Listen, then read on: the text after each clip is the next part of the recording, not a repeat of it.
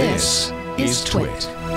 So here in California, we are just on the verge of having self-driving cars driving around for testing purposes without any drivers involved, human drivers whatsoever. The first permits for this can be issued as early as April 2nd. You can then, if you are a company testing driverless technology in California, you can test with a safety driver.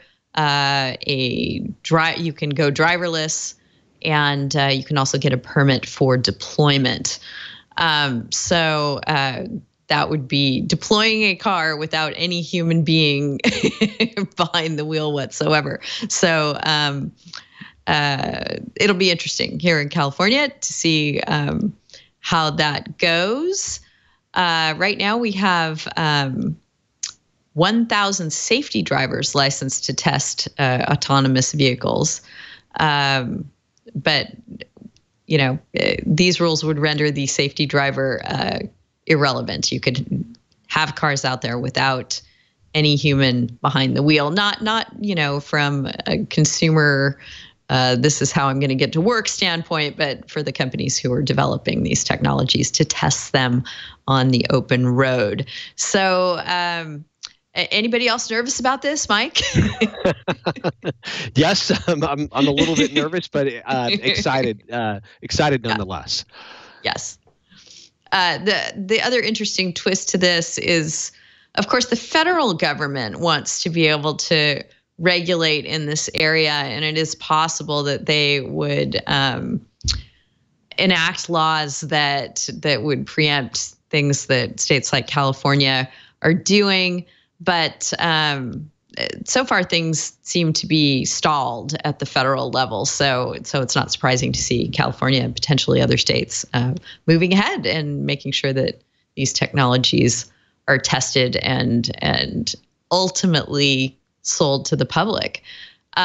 We had in the rundown last week, I believe it was, and I'm sticking it back in this week because we never got around to it, a really interesting piece in the Journal of Law and Technology from North Carolina, known as JOLT.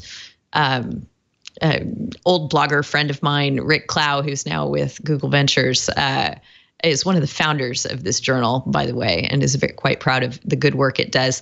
There is a piece published there on how we're going to play out, how the liabilities are going to fall once self-driving cars are in people's hands and on the roads, et cetera, et cetera. And it's a really interesting piece that goes back to horse liability law, because both horses and self-driving cars make decisions on their own and may misinterpret the signals that they're getting from the environment. And there's actually a body of law that developed, you know, when horses were commonly on the roads that dealt with who's responsible when someone's horse runs amok and does damage. So we could see some throwing back to these rather creaky old decisions on horse liability law in the near future. So keep an eye out for that. Matt, any thoughts? Yeah, I just think that this is really fun and really interesting. It'd be great to, see horse law make its way back. I'm not sure if it's exactly right. I think that the liability is ultimately going to fall on the owners of the company, because I think we've moved on from, so back in the 16th century, we used to sue sticks for falling on people and killing them. You wouldn't sue you literally sue the tree or I don't think we're going back there. So I think that we're going to sue Google or Waymo or Alphabet or however they want to call themselves. And I think that the law is going to go to where the money is, because it ultimately is the best situation for a concept of equity, which I think is fair and good. But if we get some horse law in there, I'm all for it. If any way that Seabiscuit can be mentioned in a brief, I'm a fan. we're charging out of the gate with the horse law. Yeah. Kyle, what do you think?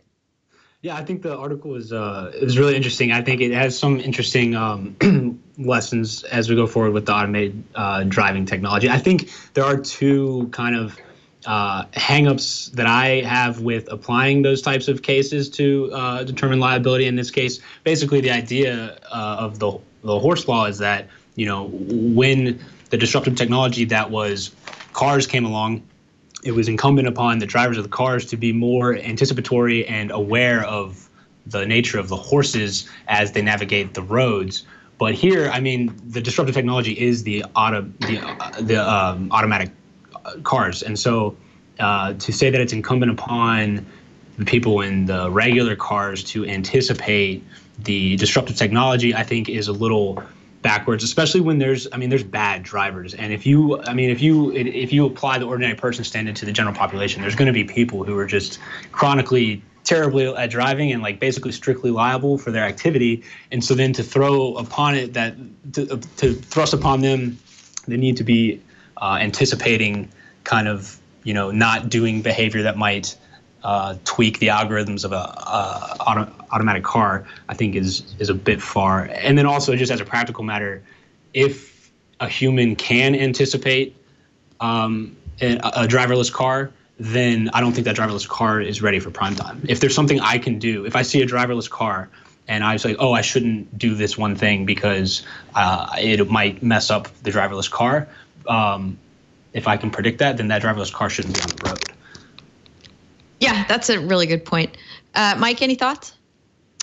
Well, yeah, I think Mr. Ed would just be thrilled with this discussion. You would indeed.